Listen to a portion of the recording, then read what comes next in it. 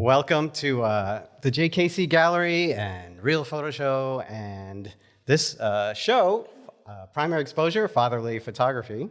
And to my great surprise, we have a number of the artists here, and we have Julia Colonna, who will be taking over to moderate. Julia is the president of Gallery Club, a student at Mercer County Community College.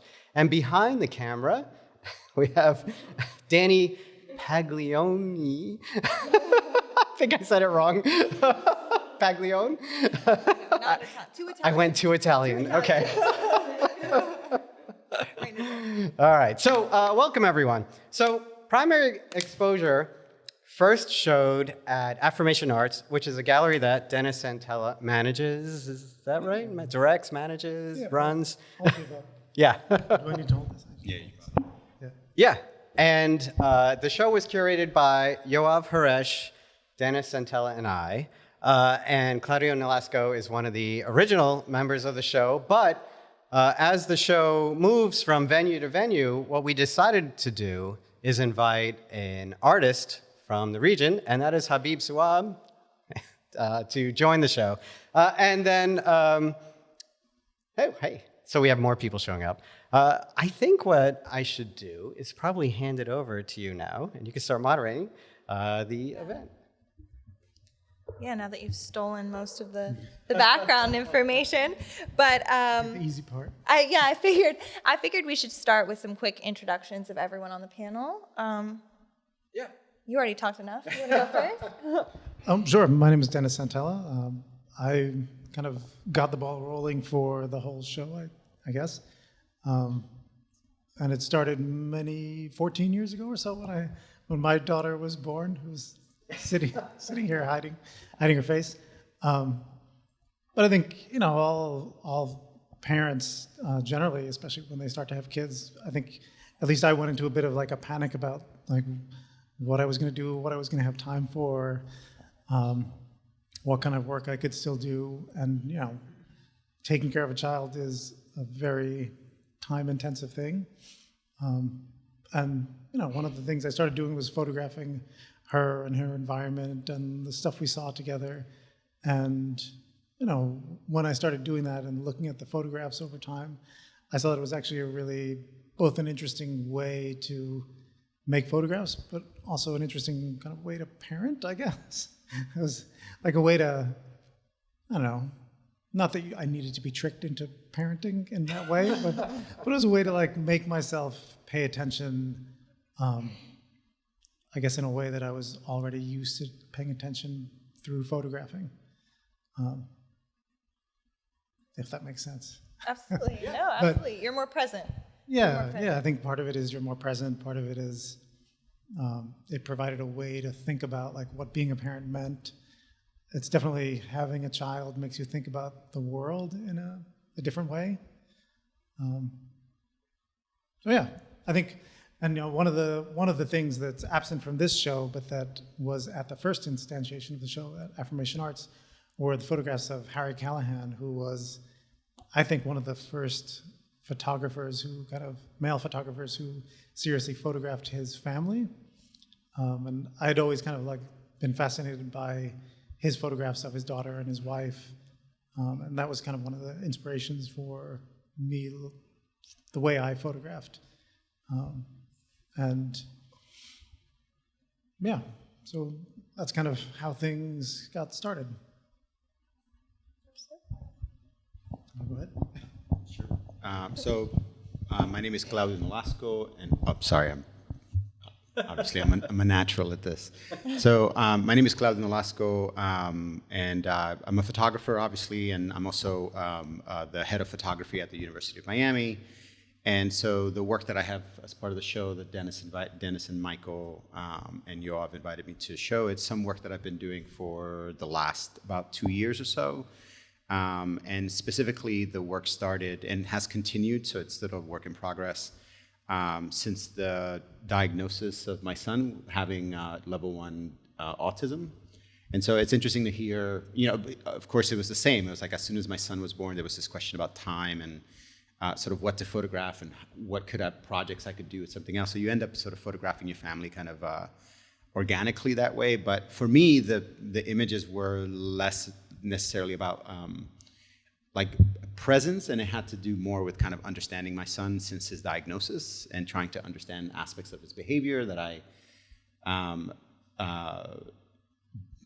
that was sort of revealed to me as that diagnosis became apparent, right? So as soon as I was told, okay, this is the situation with your son, then a lot of what he did, it became important to kind of make pictures of those things to understand him.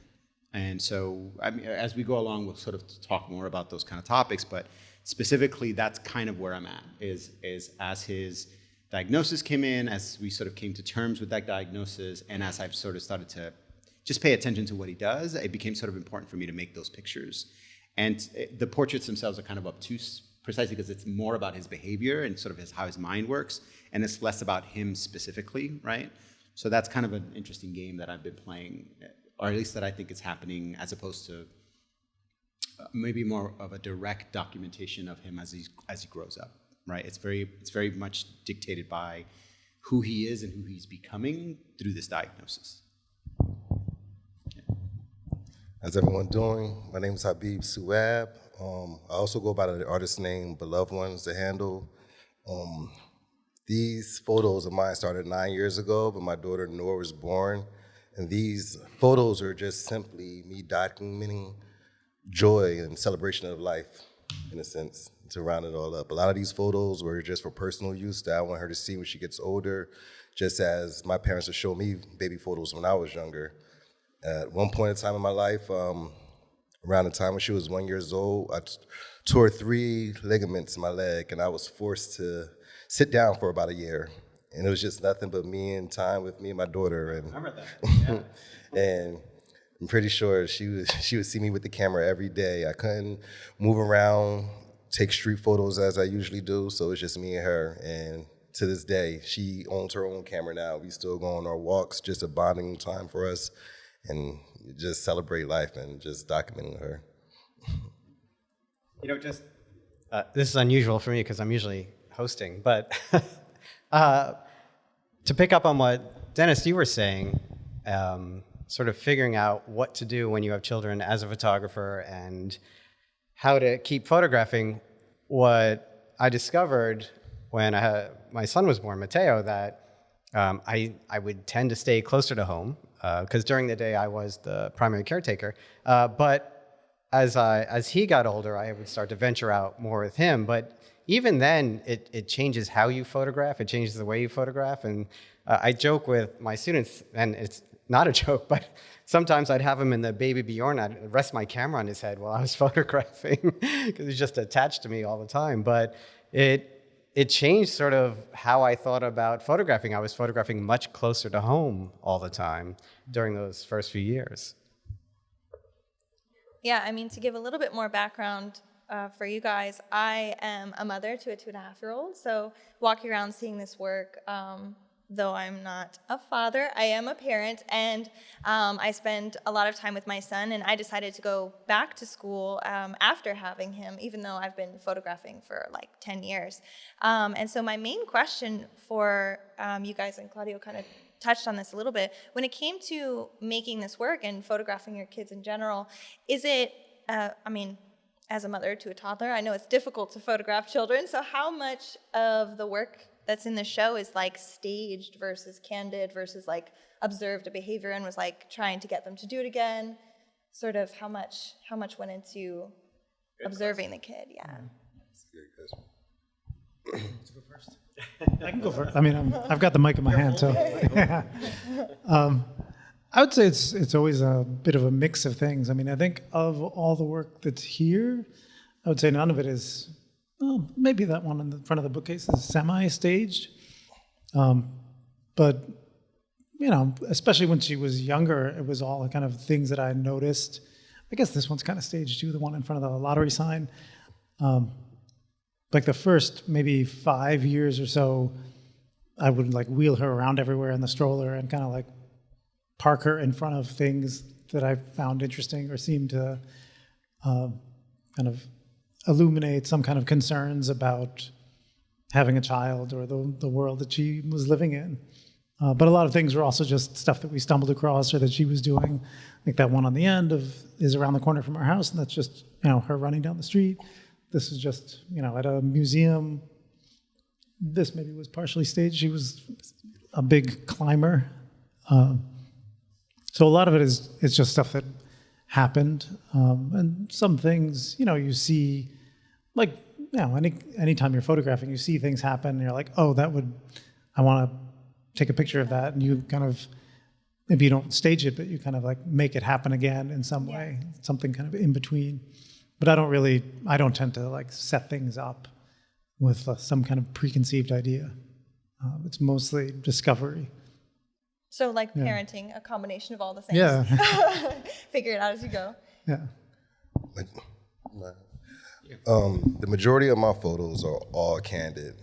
We're just out for a walk and nothing's staged. It's just me calling her name so she could stop what she's doing for 1 second, look at the camera, capture it, and just let her go or do her thing. It's more her running around, being rambunctious, just a little 2-year-old, different ages in the photos. And you can see her personality change from, she's so cool now, a little 9-year-old, but it's just me, Noor. She looks at me, capture it, and what, Poppy? And she just goes back doing her thing, and that's usually how I capture it. And then now at the point now, she hides from the camera. She's at the age now, she's like, oh, Poppy, come on, it's just 1 quick second. That's the only time I have to get with her when it comes down to capturing photos. So none of the photographs that I've made are staged, although they sometimes sort of appear so. A lot of the pictures, so Pablo, my son, was 1 year old when the pandemic hit. And so we were kind of indoors for a lot of the time. And that kind of started a certain way of making pictures. Is like he would start to play with something, or we would be talking, or we would be listening to music or doing something along those lines. And he would behave in some kind of way that would make me kind of aware of just something different that I wasn't kind of expecting or that caught my attention. And then I would kind of like very quietly sneak into the next room and grab my camera and come back in and put it down next to him. And as he was doing something, I would kind of set it up and I would make photographs like in certain moments. So, the photograph that's here in the show all the way at the end with the stars in the background, that was like right in the sort of waning months of the pandemic before kind of things started to open up. And so we were just in his bedroom with this sort of light toy that he was playing with. And I remember him kind of sticking his head into that light sort of consistently, sort of looking up into it. And it made me just very aware of that, brought in the camera, kind of set it up, and made a number of photographs throughout like the next half hour that we were playing and talking together and listening to music. And so a lot of the pictures are that. It's like this moment at which he kind of looks at something or says, like, oh, have you noticed this? Or did you look at that, Papa? Or something else along those lines. And then I go, okay, well, that's an interesting aspect of like something that, it's something about his behavior that I had not heard anyone else say something specifically about their kid. And so at that moment, I just will run out and grab the camera and try to make the photograph as is. And so often the images have this kind of like setup thing, because I guess in the sense I'm kind of pre-visualizing it as I'm seeing the thing happen, and then I'm grabbing the camera and trying to make the photograph one after the other. So that's what all the photographs are. It's these like really interesting moments where he'll knock down all the books, lay them out, and then I'll ask him a question, he'll tell me something, and it makes me very aware. Like I have this other photograph, it's not in the show, but I just noticed him kind of like moving his head around. And I asked him, I was like, what are you looking at, Pablo? And he says, well, if I move my head like this, the light is shining on the plate in just such a way. And I said, hold on a second. And I would run into the room, grab the camera, and then I would kind of mimic his motions and try to make the same picture to try to see the way that he was seeing something. And so that's been a lot of our interaction. He's very verbal. I think growing up through the pandemic had made him sort of a verbal kid. Like we just talk a lot. And so a big part of our conversations is precisely those things where like I'm trying to figure out why he's doing what he's doing, why he's looking at the thing that in the way that he's looking at it, why he's playing with the toy in the way that he's playing with it. And then I kind of react to that. And I just let him do his thing, but then I try to react to that idea of that interaction specifically. Eleanor Carucci wrote this beautiful text, and she called us basically witnesses, right? And I'm a big sort of proponent of the redirection, so observing, seeing something, and then asking them to either do it again or hold that or do that. So it is a mix. It is sort of just sort of letting them be or play or do what they're doing, but then also, having to maybe have them redo something, or even I have that photo on the trampoline, just stop, don't stop jumping, just to keep them going. So it's definitely a mixture of letting them be who they are, but then sort of curating that a little bit or redirecting that a little bit. Yeah.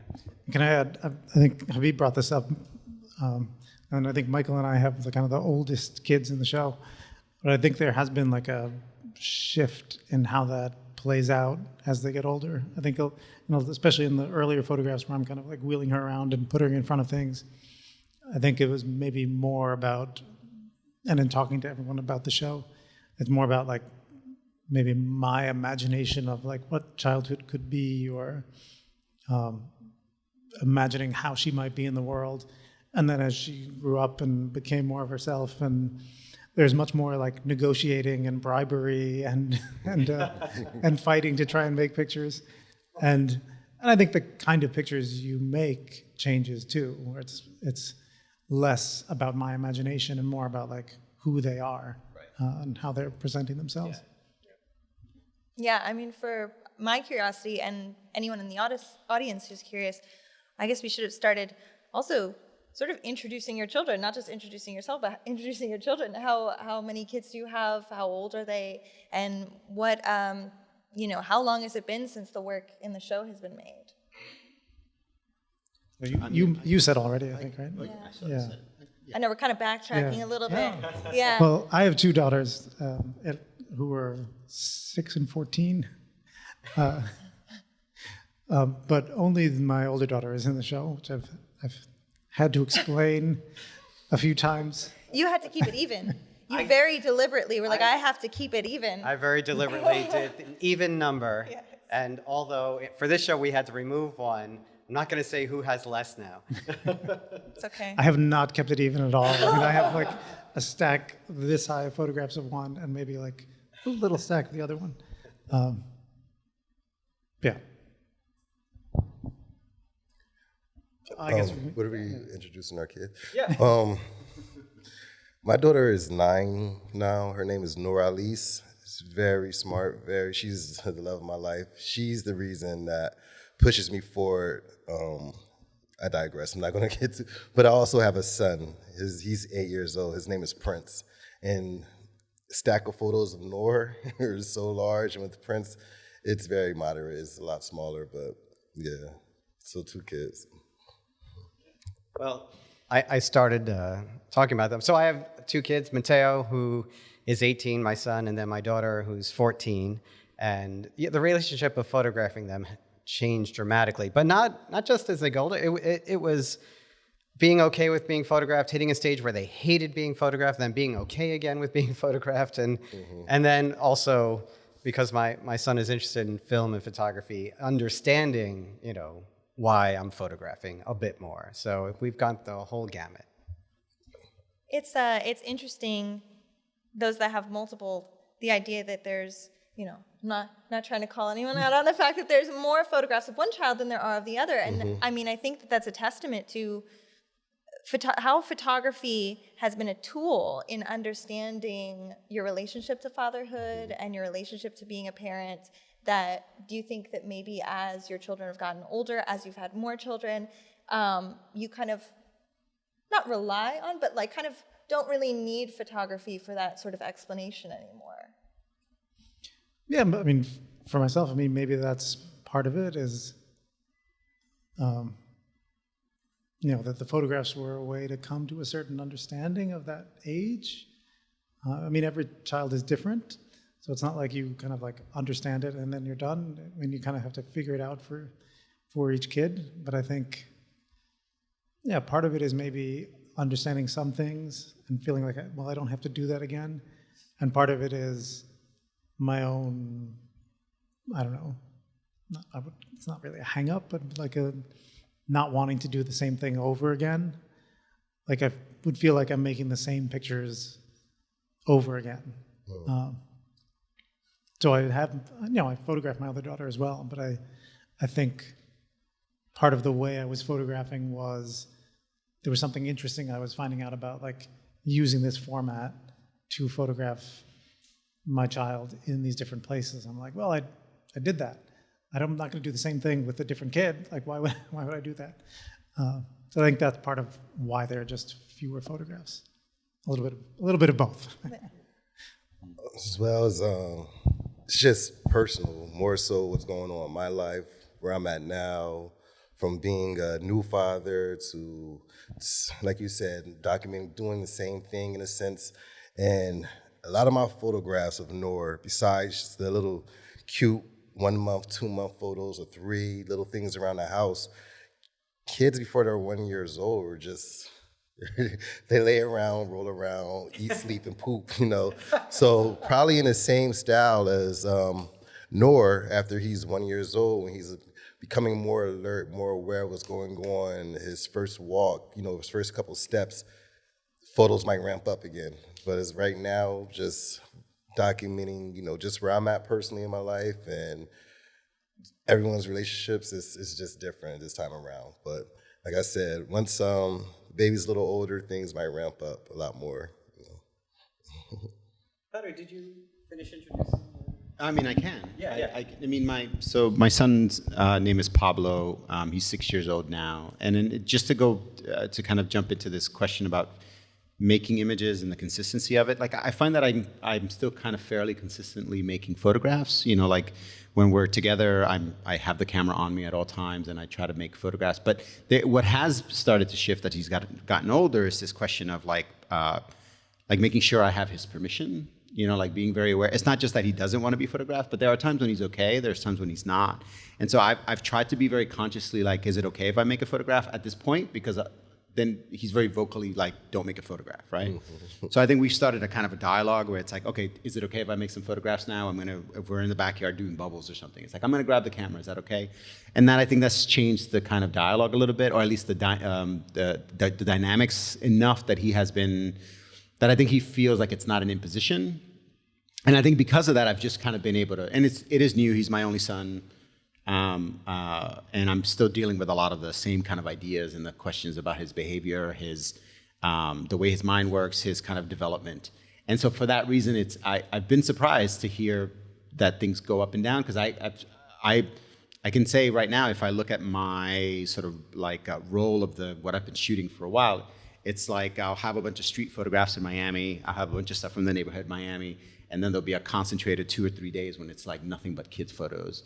And then it'll go back to being something else, right? And so, but I think that that's part of that dialogue that him and I are having. It's like when we're together, if we're going to the beach, if we're going to the museum, if we're going to the park, if we're doing something else, I'm always having my camera with me so that I go, hey, I'm gonna make some pictures. And 90% of the time, he's like, I don't care, let's talk about Minecraft. And it's like, fine, I can make photographs. And so, I mean, I guess in that way, it's been kind of lucky, because he has been, as he's gotten older, he's become much more aware of the camera, and he's become much more self-conscious of the camera. But I think my answer to that has been to say, like, is it okay? And if he says no, then the camera gets aimed elsewhere. I don't put it away, because I also don't want it to become kind of like a strange circumstance, but I aim it elsewhere, and he kind of understands that.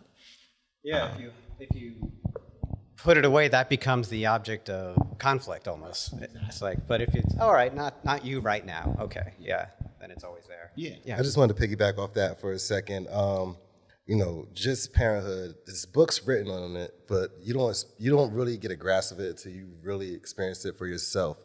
And we're raising little people that are one day going to be adults, and they're going to learn off of what we taught them and instill with them. And I have a little lady that I'm raising. So when she tells me no, or I feel like I'm being evasive with the camera, I'm going to put it away. So it's one thing about that. It's no, I'm your dad, so I give her her space, and I respect what she says when it comes down to that. And also, she's, apple doesn't fall far from the tree. As a photographer, I hate having the camera in my face. And I'm a street photographer, so I'm taking candid photos all the time. So I respect it when she tells me that she doesn't want, she doesn't want any photos, or if we're out at an event, she'll actually look at me and is like, do your job. You're here to take photos of other people. Come on, Dad. But the way I try to roll that together is, like I said, she has a couple cameras herself, and she'll go out and actually take photos with me. So, but again, it's respecting, and letting her know that her voice is heard. So when she gets older and she tells someone no, she knows something is not new to her, she got to respect it. So that's one thing about that. No, I had heard when you said previously that you go on walks with your daughter and she has a camera, and I love that in the involvement of your child in the process, right? You're creating a narrative. When we make photographs, we're telling our side of the story, right? But then to equip your child at whatever age with a tool, because that's what it is, a tool in order to give your point of view, your perspective. Yes. I think that that's wonderful, wonderful involvement for a kid, yeah. I guess sort of continuing with what I was saying before is, has anyone else sort of found it, photography as a tool in understanding fatherhood, relationship to your child? Has anyone found photography to be a tool of something to do together with their child? And did their children take interest? I already know. But like in terms of like, do they take interest in it? Or are they just like, don't want anything to do with it? Pablo and I, so I gave him my old A7R camera with the lens when he was about 4, and he still has it. He still makes photographs every day, although I think YouTube has sort of taken over his life, so he's become much more about video than he has about still images, but he sort of wanes and goes back and forth.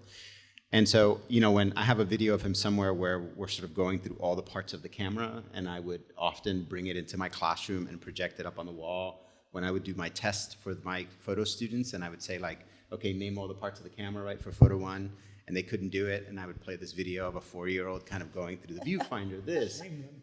Exactly, Love just it. like destroy them, and then the next week they would come in and they would know all the parts. So that was great. But in that way, it's been interesting because he got really into it for a while, and then he got more interested in the video, and now his interests have sort of shifted. And before, it was really hard to keep him away from the camera equipment. He wanted to touch it, he wanted to hit the buttons, he wanted to make photographs. But now I think he's kind of like past it. And there's a part of me that kind of wants that for him, because I want him to kind of, if he is interested in making images, I want him to come to it on his own terms, as opposed to like, my dad made photographs, he gave me a camera, so now I have to do it as well. But there's a part of me that wants him to, maybe at least have that as a similar kind of thing.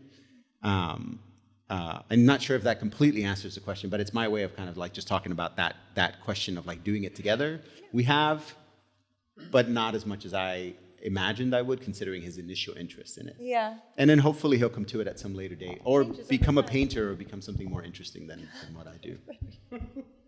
My daughter was raised in galleries. When she was born, that's when the green light, the switch went off in my head that I should take photography more serious and I could do this as a living.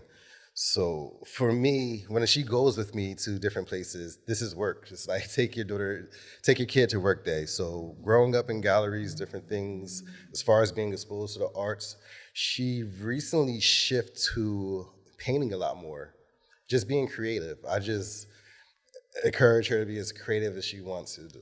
And I joke all the time that she's had a camera since maybe 4 or 5 years old, from a Canon CyberShot little pocket camera, and I just let her go crazy with it. I'll just change the images from black and white, so she'll just run around seeing like her point of view, her perspective of what she sees. And I joke all the time that she shoots more film than me. She actually shoots with the Fuji Insta film, and she'll walk around with maybe dozens and dozens of photos. And once she opens up to you, she'll start going through her work, showing you different things. And I love it. I love it so much. And I felt like it was a way for us to bond, but sometimes she doesn't want to go out and shoot with me no more. She'll rather just pick up her easel, just rather paint. And I encourage it, just her being creative. And I enjoy it, just opening her eyes to different things. Yeah, so Veronica's now 14, and she must pre-approve every photo that I make of her now. And she hates most of them. And when Matteo told me he was interested in film, my first reaction was, oh, where did that come from? I didn't realize like that whole time he'd been, watching and learning. And then one day he came home from high school, he was taking a photo class, and he said, yeah, I'm gonna go out and make landscape photos. I was like, what? He's like, yeah, I'm gonna do what you do. I'm going out to make landscape photos. And I used to take him to this, I tortured him. I took him to this one spot where I couldn't get a photo that I wanted to make. And he would, if you've ever walked around with a photographer, it's awful, because you're like looking, you're trying something else, you're going maybe 20 feet one way, then 20 feet the other way. And he used to get so bored. And then all of a sudden he's like, yeah, well, let's just go over here and hang out and take some photos. And so I was actually surprised that I had influenced him, which is funny. And then now he's studying film. So yeah, he's doing it all.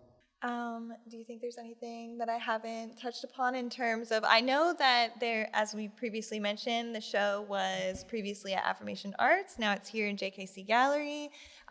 Is there any plans for the next stop of the show? We don't have anything on the books, but we're inquiring. Yeah. Yeah, we're going to try to keep the show rolling. And yeah, we'll see. Every time, this is the second time, but we'll let a new curator, reorganize and put things together, and yeah, we'll see how it goes. Well, I think that, I'll add to that, like the aspect of it going to a new place and including like a local photographer, I think for me has been really interesting and is an interesting aspect of the show. I think that came up when we were hanging it, is thinking about like how each person has photographs kind of from a different location. Like Yoav was up in Maine, and I think there was one photograph from Israel. Michael's more in like a suburban area. I was a bit all over the place because we travel. My wife's family is in Italy, so there's a couple of photographs from Italy. But each person is clearly influenced by the place that they're raising their kids, and obviously, like the place you raise your kids deeply influences those kids, and is often not something that you choose necessarily. So that's an interesting aspect of the show that I think speaks to the usefulness or the interest of it going to other places and including other photographers. Like Jesse's photographs are very kind of like rural, outdoorsy. That's another kind of like aspect that's very different. So I'm very curious to see more photographs from fathers in different places. And then Claudio's photographs it's interesting to hear you talk about like I hadn't thought about it in relation to the pandemic, but the way things like your photographs are much more like intimate and close up, and maybe that's related to the pandemic. I thought it also might be related to you. I think you moved around a little bit more than anyone else, and I was wondering if that was part of the influence on why they look that way. A little bit.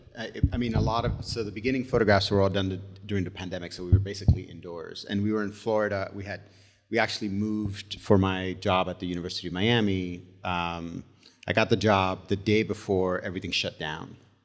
And then a month later, we drove all the way down to Miami in our little car and kind of slept in it a bunch so that we wouldn't have to take the chance of getting sick. And then we get into Miami and it's a complete different. Yeah, it's basically a free for all. And so this was pre-vaccines for the kids, so we were being extra careful. So the beginning pictures are, the books, the things that they're all indoors, right? We were sort of like trying to keep that. And eventually, I think the latest photographs are, some of the ones where we're basically outside in a park or something else. But yeah, it's much more close, much more intimate, a lot more indoor photographs. So I have all these hundreds of pictures of us playing games, doing this kind of thing that have to be part of it. But yeah. I have no further questions. I guess we can open it up to the audience if anyone has any questions. So while we take care of this one audience question, I will show the work of Yoav Haresh, Jesse Lenz, and Mark Steinmetz in that order, because we didn't really get a chance to see their work because they weren't part of this talk, even though the work is obviously in the gallery. So people were able to see the work during the show. So I'm just going to repeat the one question we did receive. It was from my dean, Lucas Kelly. And to give some preface to it, our plan is to add a new regional photographer each time this show travels. So Habiyb Shu'Aib was added to the show for this leg of the trip. But as it potentially moves to other galleries who will have curators who are not us, we can't guarantee that we will always be able to add another photographer. Not only because there will be a new curator, but also because we don't know if we will continue to have space to keep adding photographers. So Lucas wanted to know how we were going to handle that and if the show would just keep exponentially growing. So a lot of that will depend upon also the size of the next venue and how much we can continue to include. I would love it if it just kept growing and we just include more and more photographers as we go. And the other what we did in this show actually is remove one photo from each photographer to make room. So that's also always a possibility. But at a certain point, you do hit this point of everyone just having one photo or something. Yeah. But it'll really have to do with the size of the venue, but that would be fantastic to be able to keep growing how many photographers are in the show. No, I don't know if there's some other way to manage that. If you had like a website where you kind of kept an archive of different participants and, for a future catalog or something that could work out. Yeah. Yeah, no, I was thinking, I don't know the logistics that would go into it. It's hard to resist. As the show keeps going on and you build, I love that phrase, a network of fathers. You could do some sort of book, some sort of retrospective book. Mm-hmm. Yeah. I should say that was Dean Lucas Kelly asking that question. Well, thank you all. Thanks for coming. Thank you all on YouTube. All right. Thanks, everyone. And bye, everyone. Thank you. Thanks. Thank you, Julia. Yes. That was awesome. Thank you, guys.